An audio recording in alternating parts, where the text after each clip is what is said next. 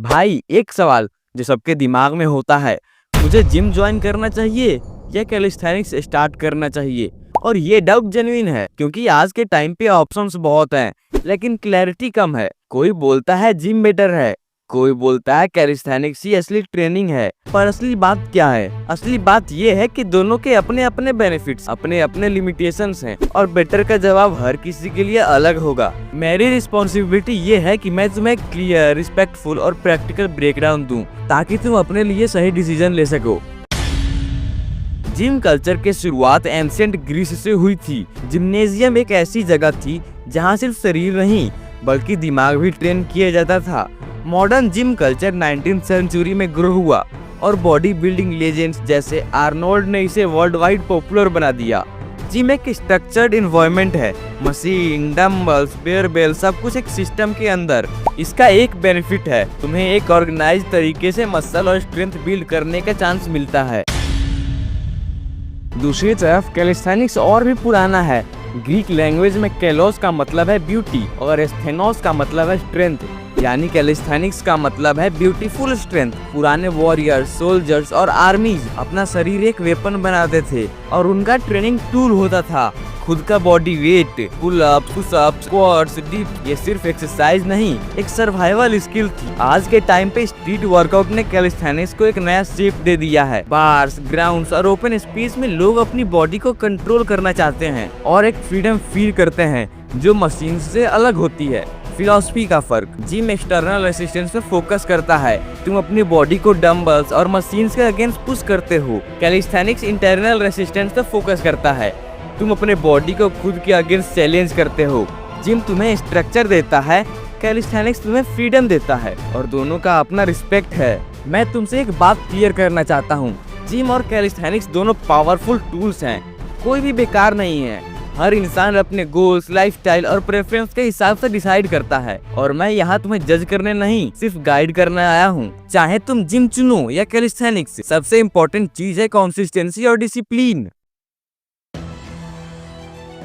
Number 1, muscle growth. सबसे पहले muscles की बात करते हैं। साइंस कहती है कि मसल्स ग्रो करते हैं जब तुम्हारी बॉडी का प्रोग्रेसिव ओवरलोड मिलता है, यानी मसल्स पे ग्रेजुअली ज्यादा स्ट्रेस आता है। जिम इसमें एक क्लियर एज देता है क्योंकि तुम डंबल्स और बेयरबेल्स का वेट को तुम सिस्टमेटिकली इंक्रीज कर सकते हो। आज 10 kg, कल 12 kg, फिर 15 kg। इससे तुम्हारी बॉडी हर हफ्ते नया चैलेंज लेती है और मसल्स ग्रो करते हैं। इसी वजह से अगर तुम्हारा मेन गोल साइज और एस्थेटिक्स है तो जिम एक स्ट्रॉन्ग ऑप्शन होगा। कैलिस्थेनिक्स में ओवरलोड अलग तरीके से होता है।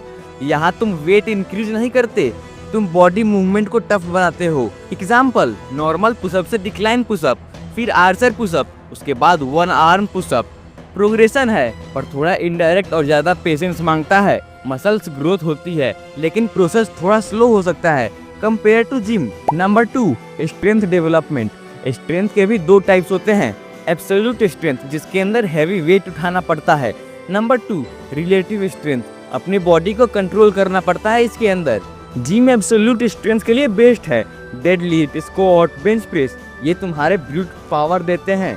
अगर तुम्हें एकदम हैवी वेट उठाना पसंद है तो जिम तुम्हारी जगह है। कैलिस्थेनिक्स रिलेटिव स्ट्रेंथ बिल्ड करता है, pull up, muscle up, hand stand, push up, ये सब तुम्हें अपने बॉडी को एकदम कंट्रोल करना सिखाते हैं। एक पुल अप करना 50 बाइसेप कर्ल करने से ज्यादा फंक्शनल होता है क्योंकि तुम अपनी बॉडी को ऊपर खींच रहे हो। यहाँ तुम्हारी स्ट्रेंथ और कंट्रोल दोनों एक साथ ग्रो होते हैं। Number 3, mobility and flexibility.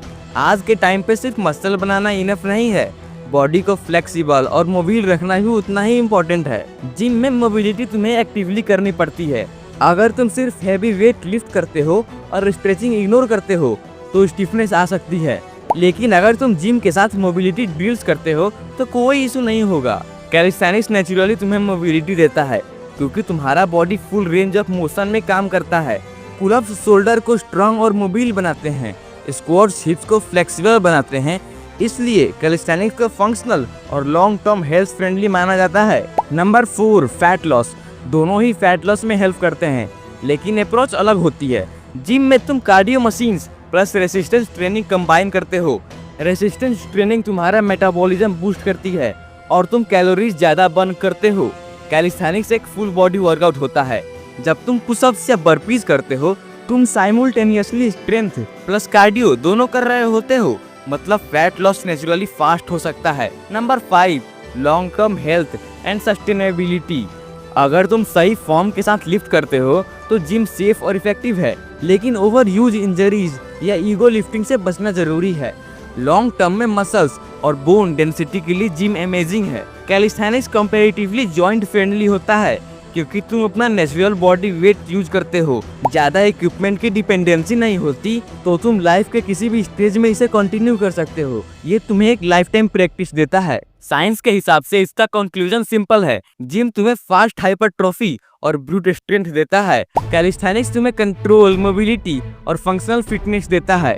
और भाई, दोनों का अपना एक अलग चार्म है, कोई बेटर नहीं है, बस तुम्हारी प्रायोरिटी अलग हो सकती है। दोस्तों, अब बात करते हैं उन चीजों की जो सबसे ज्यादा कंफ्यूज करती हैं, मिथ्स।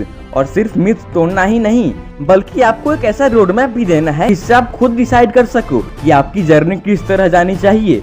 और एंड में मैं आपको एक ऐसी बात बोलूंगा जो शायद आपको अंदर से हिला दे, लेकिन वहीं आपके लिए टर्निंग पॉइंट बन सकती है। सबसे पहला मिथ, आजकल सोशल मीडिया ने फिटनेस को या तो ओवर कम्प्लीमेंट कर दिया है या फिर ओवर सिंप्लीफाई। चलिए सीधे एक एक करके तोड़ते हैं। नंबर 1, जिम जाओगे तो ही मसल्स बनेंगे, कैलिस्थेनिक्स में सिर्फ लीन बॉडी मिलेगी। ये गलत है। अपने अपने बॉडी वेट से भी मस्कुलर फिजिक डेवलप कर सकते हैं। हाँ, साइज के मैटर में जिम ज्यादा हेल्प करेगा और एस्थेटिक कैलिस्थेनिक्स में इक्वली पावरफुल होते हैं। नंबर 2, कैलिस्थेनिक्स सिर्फ बिगिनर के लिए होती है। ये भी मिथ है। एडवांस स्किल जैसे plank, front lever, human flag, इनको मास्टर करने में सालों लग जाते हैं और उनका स्ट्रेंथ लेवल एकदम नेक्स्ट लेवल होता है। नंबर 3, सप्लीमेंट्स जरूरी हैं। नहीं, सप्लीमेंट्स ऑप्शनल है, जरूरी है न्यूट्रिशन और कंसिस्टेंसी।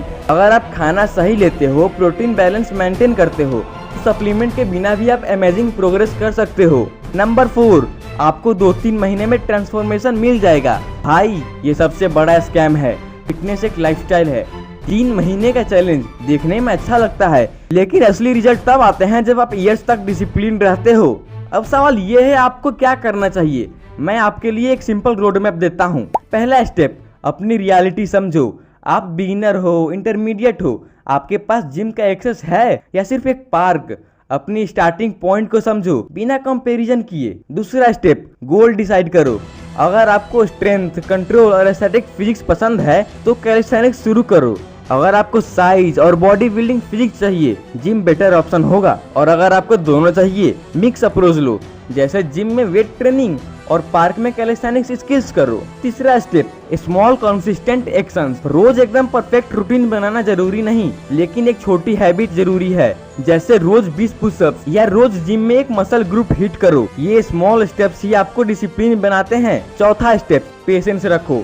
सबसे बड़ा वेपन पेशेंस है। आज पुशअप शुरू करोगे, कल आपको चेस्ट नहीं मिलेगी, लेकिन 6 महीने में जब आप मिरर के सामने खुद को देखोगे ना, आपको समझ आएगा कि प्रोग्रेस स्लो नहीं, परमानेंट हो रही है। दोस्तों, एक बात याद रखना, चाहे आप जिम चूज करो या कैलिस्थेनिक्स, जीतना है तो डिसिप्लिन चूज करना ही पड़ेगा। आपके बाइसेप्स का साइज डिसाइड नहीं करेगा कि आप स्ट्रॉन्ग कितने हो, आपका हैबिट्स डिसाइड करेगा। आप जिम के अंदर हो या पार्क के पुल अप बार के नीचे, अल्टीमेटली फाइट आपकी खुद से है। जिंदगी में एक्सक्यूजेस बनाने वाले हमेशा बोलेंगे टाइम नहीं है, फैसिलिटीज नहीं है, जिम पास महंगा है, लेकिन विनर सिर्फ एक बात बोलते हैं, बस स्टार्ट करते हैं। सोच के देखो, अगर आप आज एक पुशअप से स्टार्ट करते हो, 1 साल बाद आप सिर्फ फिजिकली स्ट्रांग नहीं होंगे, आप मेंटली भी एकदम अनस्टॉपेबल बन जाओगे। तो मैं आपसे रिक्वेस्ट नहीं, एक चैलेंज देता हूँ, कल से एक छोटा स्टेप उठाओ, एक पुशअप, एक पुलअप या जिम में एक सेट, और उसके बाद अपनी जर्नी बिल्ड करो। क्योंकि एक दिन आप पीछे मुड़ के देखोगे